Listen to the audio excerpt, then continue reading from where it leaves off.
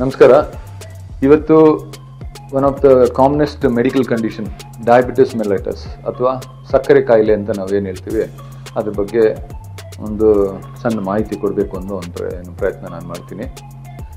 ಸಕ್ಕರೆ ಕಾಯಿಲೆಗಳಲ್ಲಿ ಡಯಾಬಿಟಿಸಲ್ಲಿ 2 ಟೈಪ್ಸ್.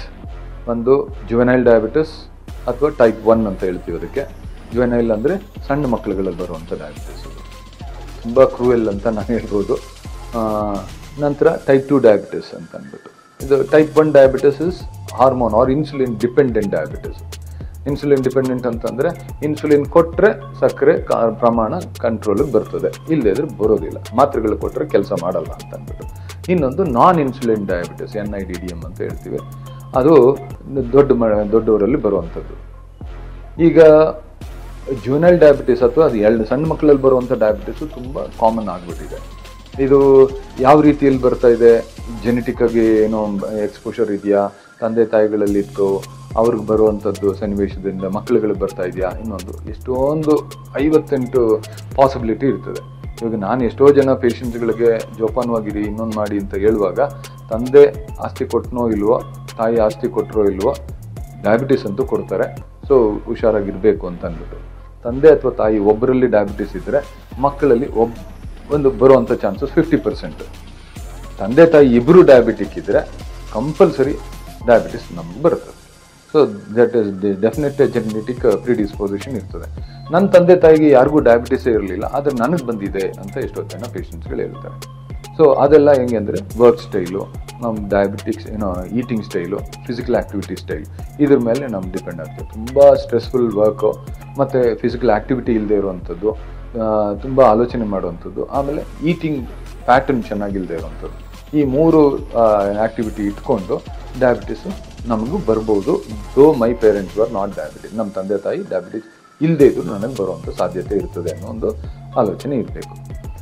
ಈಗ diabetes prevalence ಅಂದರೆ ಎಷ್ಟು ಕಾಮನ್ ಆಗಿದೆ ಬೆಂಗಳೂರಿನಲ್ಲಿ ಅಥವಾ ನಮ್ಮ ದೇಶದಲ್ಲಿ ಅಂತ ಅಂದರೆ, India is called as diabetic capital of the world ಅಂತ ನಾನು ಹೇಳ್ತೀನಿ. ಡಯಾಬಿಟಿಕ್ ಕ್ಯಾಪಿಟಲ್ ಅಂತಂದರೆ ಏನು, ಡಯಾಬಿಟಿಸ್ ಅಷ್ಟು ಜನ ನಮ್ಮ ಭಾರತ ದೇಶದಲ್ಲಿದ್ದಾರೆ, ಅದರಿಂದ ತುಂಬ ದುಷ್ಪರಿಣಾಮ ಆಗ್ತಿದೆ. ಈಗ ಒಂದು 40 ವಯಸ್ಸು ದಾಟಿದಂಥ ರ್ಯಾಂಡಮ್ ಪಬ್ಲಿಕ್, ನಾವು 100 ಜನ ಹೋಗಿ ಪರೀಕ್ಷೆ ಸುಮ್ಮನೆ ರ್ಯಾಂಡಮ್, ನೀವೊಂದು ಶುಗರ್ ಟೆಸ್ಟ್ ಮಾಡ್ತೀರಾ, ಫ್ರೀಯಾಗಿ ಮಾಡ್ತೀವಿ ಅಂತ ಒಂದು ಪಾರ್ಕಲ್ಲಿ ಹೋಗಿ ಪರೀಕ್ಷೆ ಮಾಡಿದ್ರೆ 40 ವಯಸ್ಸು ದಾಟಿದ್ರೆ 100 ಜನದಲ್ಲಿ 50 ಜನಕ್ಕೆ ಡಯಾಬಿಟಿಸ್ ಇರ್ತದೆ. ಅವರು ಡಯಾಬಿಟಿಕ್ ಇದ್ದೀವಿ ಅಂತ ಗೊತ್ತೇ ಇಲ್ದಾಗ. ಸೊ ಹಂಗಂದ್ರೆ 50% of the population above the level of 40 years are diabetic in India almost. ಆ ಥರದ್ದು ಒಂದು ಥಂಬ್ ರೂಲ್ ಅಂತ ನಾನು ಹೇಳ್ಬೋದು. ಎಕ್ಸಾಕ್ಟ್ ಆಗಿ ಫಿಗರ್ ಇಲ್ಲದೆ ಇದ್ರು that is the rough figure which I can quote. That is a huge number. ಯಾಕೆ ಹ್ಯೂಜು, ಯಾಕೆ ಅದರಿಂದ ತೊಂದರೆ ಏನು ಅಡ್ವಾಂಟೇಜು, ಏನು ಡಿಸಡ್ವಾಂಟೇಜು? ಅಡ್ವಾಂಟೇಜ್ ಖಂಡಿತವಾಗ್ಲೂ ಏನೂ ಇಲ್ಲ. Diabetes is not A disease. ನಾನು ಹೇಳ್ತೇವೆ ಎಷ್ಟೋ ಸಲ ಅದನ್ನು ಕಾಯಿಲೆ ಅಲ್ಲ. ಡಯಾಬಿಟಿಸ್ ಬಂದು ಒಂದು ಮೆಟಬಾಲಿಕ್ ಕಂಡೀಷನ್. ಮೆಟಬಾಲಿಕ್ ಕಂಡೀಷನ್ ಅಂತಂದ್ರೆ ನಮ್ಮ ದೇಹದಲ್ಲಿ ಇನ್ಸುಲಿನ್ ಪ್ರಮಾಣ ಕಡಿಮೆ, ಸಕ್ಕರೆ ಪ್ರಮಾಣ ಹೆಚ್ಚಿಗೆ ಆಗ್ತದೆ.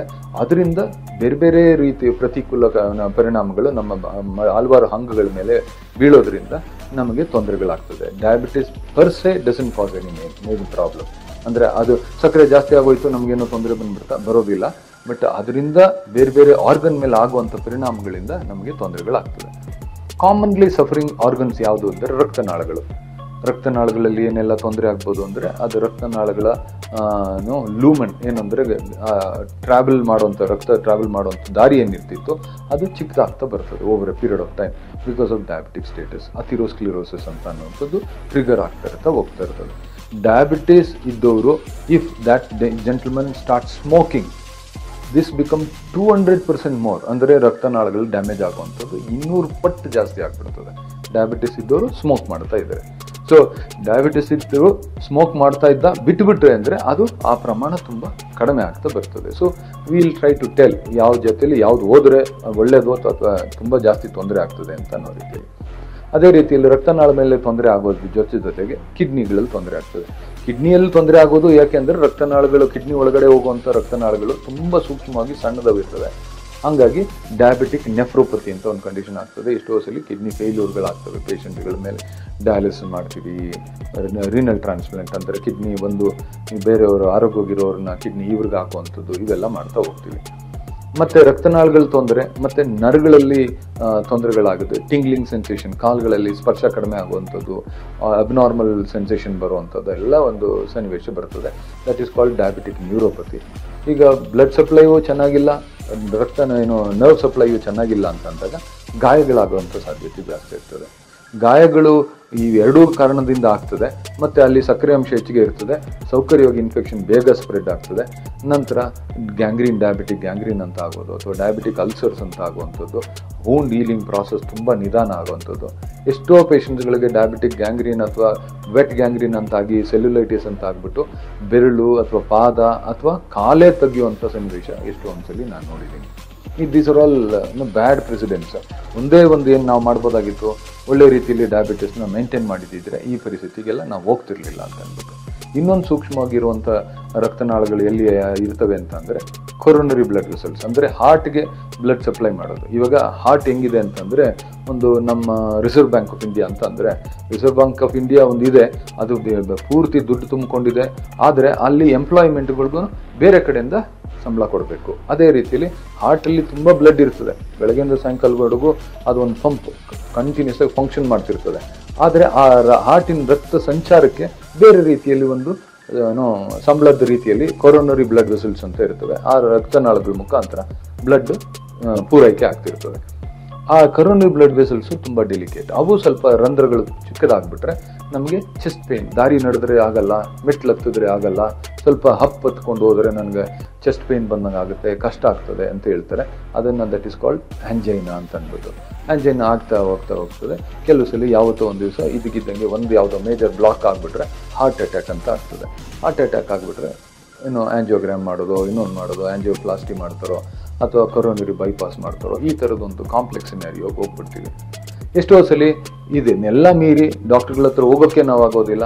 ಆ ಕಾರ್ಡಿಯಾಕ್ ಅರೆಸ್ಟು ಅಥವಾ ಹಾರ್ಟ್ ಅಟ್ಯಾಕ್ ಇಸ್ ಮ್ಯಾಸಿವ್ ಅಂತ ಹೇಳ್ಬಿಟ್ಟು ಪೇಷಂಟ್ ಅಂದರೆ ಪೇಷಂಟ್ ತೀರೋಗ್ಬಿಡ್ತಾರೆ. ಇದು ಬೇರೆ ಯಾರೂ ತೀರೋಗೋದಿಲ್ವಾ, ಡಯಾಬಿಟಿಕ್ ಇದ್ದವ್ರು ಮಾತ್ರ ತೀರೋಗ್ತಾರ? ಹಂಗೆ ಅಂತಲೂ ಏನೂ ಇಲ್ಲ. ಡಯಾಬಿಟಿಸ್ ಇದ್ದು ತೀರೋಗುವಂಥ ಇನ್ಸಿಡೆನ್ಸಸ್ ತುಂಬ ಜಾಸ್ತಿ. ಸೊ ನಾನ್ ಡಯಾಬಿಟಿಕ್ಕು ಸೇಮ್ ಏಜ್ ಗ್ರೂಪಲ್ಲಿ ಅಷ್ಟೇ ವೆಯ್ಟ್ ಇರ್ತಾನೆ, ಅಷ್ಟೇ ಥರದ ಕೆಲಸಗಳು ಮಾಡ್ತಾನೆ, ಅಷ್ಟೇ ಸ್ಟ್ರೆಸ್ ಇರ್ತದೆ. ಆದರೆ ಒಬ್ಬನಿಗೆ ಡಯಾಬಿಟಿಸ್ ಇದೆ ಮತ್ತೊಬ್ಬನಿಗೆ ಇಲ್ಲ ಅಂತಂದರೆ, ಡಯಾಬಿಟಿಸ್ ಇದ್ದು ಒಂದು chances of having complications and difficult life is more when compared to a non diabetic individual ಅಂತ ಹೇಳ್ಬೋದು. ನೆಕ್ಸ್ಟು ಇಂಪಾರ್ಟೆಂಟ್ ಆರ್ಗನ್ ಅಂತಂದರೆ ಕಣ್ಣು.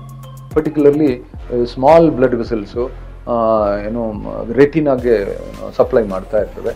ಆ ರೆಟಿನಲ್ ಬ್ಲಡ್ ವೆಸಲ್ಸ್ ಎಲ್ಲ ಡ್ಯಾಮೇಜ್ ಆಗಿಬಿಟ್ರೆ ರೆಟಿನಲ್ ಇಂಜುರಿ. ರೆಟಿನಾ ಅಂತಂದರೆ ನಮ್ಮ ಒಂದು ಪರ್ದ ಇದರ ಹತ್ರ ಕಣ್ಣು ನಮ್ಮ ಲೈಟ್ ತಗೊಳ್ಳುತ್ತೆ, ನಮ್ಮ ಲೆನ್ಸು ಫೋಕಸ್ ಮಾಡುತ್ತೆ. ಆ ಫೋಕಸ್ ಹೋಗಿ ನಮ್ಮ ಪರ್ದದ ಮೇಲೆ ಬೀಳಬೇಕು. ಪರ್ದದ ಮೇಲೆ ಬಿದ್ದರೆ ಇಮೇಜ್ ಕರೆಕ್ಟಾಗಿ ನಮಗೆ ಕಾಣಿಸ್ಬೇಕು. ಆ ಪರ್ದದ ಮೇಲೆ ಬೀಳೋಕ್ಕೆ ರೆಟಿನಾನೇ ಚೆನ್ನಾಗಿಲ್ಲದೆ ಇದ್ದರೆ ಕಣ್ಣು ಸೂಕ್ಷ್ಮತೆ ಕಳ್ಕೊಂಡ್ಬಿಡ್ತದೆ, ನನಗೆ ಕಾಣದೇ ಇರೋ ಥರ ಆಗ್ತದೆ. So blindness related to diabetes is there. Diabetes can induce blindness ಅಂತ ಅಂದ್ಬಿಟ್ಟು ಒನ್ಸ್ ಬ್ಲೈಂಡ್ ಆದಮೇಲೆ ಡಯಾಬಿಟಿಕ್ಸ್ ರಿಲೇಟೆಡ್ ಆಗಿ ಅದನ್ನು ಕರೆಕ್ಷನ್ ಮಾಡೋಕ್ಕಾಗಲ್ಲ. That is the problem. ಈಗ ನಾನು ಎಷ್ಟೋ ಪೇಷಂಟ್ಗಳಿಗೆ ಏನಂತ ಹೇಳ್ತೀವಿ, ಒಂದು ಕಿವಿ ಮಾತು ಅಂತ ಹೇಳುವಂಥದ್ದು ಅಂದರೆ, treat diabetes as your friend ಅಂತ ನಾನು ಹೇಳ್ತೀನಿ. How do you treat a friend ಅಂತಂದರೆ, ನಾನು ನಿಮ್ಮನ್ನು ಎದುರುಗಡೆ ನೋಡಿದ್ರೆ ಹಾಯ್ ಹೌ ಆರ್ ಯು, ಹೇಗಿದ್ದೀರಾ, ಚೆನ್ನಾಗಿದ್ದೀರಾ, ತಿಂಡಿ ತಿಂದಿರಾ, ಊಟ ಮಾಡಿದ್ರಾ ಅಂತ ನಾನು ಮಾತಾಡ್ತೀನಿ. That is my gesture. Okay, ತುಂಬ ಪ್ರೀತಿಯಿಂದ ಮಾತಾಡ್ಬೋದು, ಬೇರೆ ಇನ್ನೂ ಅಗ್ರೆಸಿವ್ ಆಗಿ ನಾನು ಮಾತಾಡ್ಬೋದು, ತಪ್ಕೋಬೋದು, ಮುತ್ಕೊಡ್ಬೋದು. ಆ ಒಂದು ಪ್ರೀತಿ ಬಾಂಧವ್ಯ ಇರುತ್ತದೆ.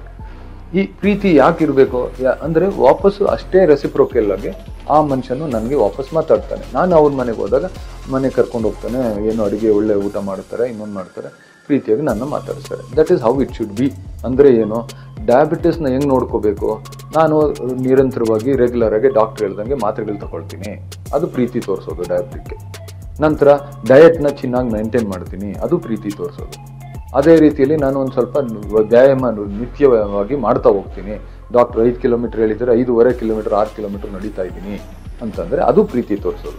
ಇಷ್ಟು ನಾವು ಆ ಡಯಾಬಿಟಿಸ್ಗೆ ಪ್ರೀತಿ ತೋರಿಸಿದ್ರೆ ಡಯಾಬಿಟಿಸು ಒಳ್ಳೆ ರೀತಿಯಲ್ಲಿ ನನ್ನ ಕಿಡ್ನಿ ಡ್ಯಾಮೇಜ್ ಮಾಡಲ್ಲ, ಕಣ್ಣು ಡ್ಯಾಮೇಜ್ ಮಾಡಲ್ಲ, ರಕ್ತನಾಳಗಳು ಡ್ಯಾಮೇಜ್ ಮಾಡಲ್ಲ.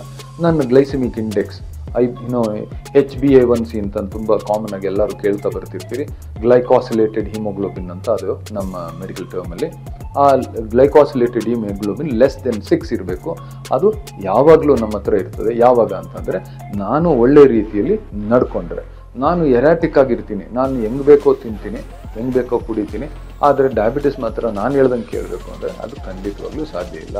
ನನ್ನ ಫ್ರೆಂಡ್ನ ಇಲ್ ಟ್ರೀಟ್ ಮಾಡ್ತೀನಿ, ನಮ್ಮ ಮನೆಗೆ ಬಂದಾಗ ಅವನ ಕಾಲ್ಗೆ ಏನು ವಿಡಿಯೋ ಡೋರ್ ಕಾಲಲ್ಲೇ ಮಾತಾಡಿಸ್ಬಿಟ್ಟು ಹಂಗೆ ಕಳಿಸ್ಬಿಡ್ತೀನಿ ಅಂತಂದಾಗ ಅವನ ಮನೆಗೆ ಹೋದಾಗ ನನ್ನ ಪ್ರೀತಿಯಿಂದ ನೋಡ್ಕೊಳ್ಬೇಕು ಅಂತ ನಾನು ಅಪೇಕ್ಷೆ ಪಡಬಾರ್ದು. So this is what I can tell. Treat diabetes carefully and as a friendly condition.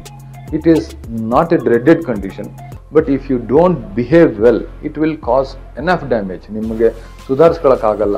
ಒಂದ್ಸಲಿ ಎಂಡ್ ಆರ್ಗನ್ ಡಿಸ್ಫಂಕ್ಷನ್ಸ್ ಆಗಕ್ಕೆ ಶುರು ಆಯಿತು ಅಂತಂದರೆ, ರಕ್ತನಾಳಗಳು ಪೂರ್ತಿಯಾಗಿ ಡ್ಯಾಮೇಜ್ ಆಯಿತು ಅಂದರೆ, ಡಯಾಬಿಟಿಕ್ ಗ್ಯಾಂಗ್ರೀನ್ ಸೆಟ್ಟಿನ್ ಆಯಿತು, ಕಿಡ್ನಿ ಡ್ಯಾಮೇಜ್ ಶುರು ಆಯಿತು ಅಂದರೆ, your downfall of your life is initiated ಅಂತ ಅಂದ್ಕೊಳ್ಬೋದು.